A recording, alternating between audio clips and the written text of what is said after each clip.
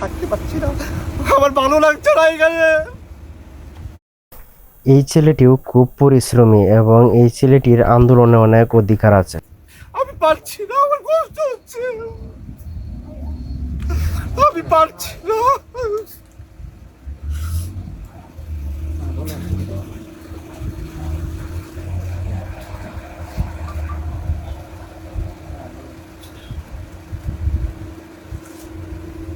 জেলখানায় জেলখানায় সবাই রাখে এক জায়গায়, 5-6। আরে ভাই, আরে ভাই, একটা মানুষ কি করে পারে 83 ঘন্টা 84 ঘন্টা যাবত এক জায়গায় অনশন করা? সাধারণ বিষয় না। একটা প্লেট নিয়ে আসছেন কম্পিউটার থেকে তুলে করে, আর যারা করে তারা তো লাখ লাখ টাকা খরচ করে সব করে। আপনি কিন্তু বলছিলেন আপনার অফিসে কি টুল লিখেছেন, টুল দিয়ে বসবেন, তো টুল দেখে সমস্যাটা কোথায়? আপনি একজন ত্যাগী মানুষ, সৎ মানুষ, তো তার অত পয়সা আসবে কোথা থেকে? এত পয়সা তো আসার কথা না। তো আপনার প্রতি আমার হৃদয় থেকে সহানুভূতি রয়েছে।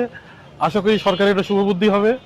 আপনার এই দলের রেজিস্ট্রেশন সরকার দেবে, আজ হোক কাল হোক দিতেই হবে।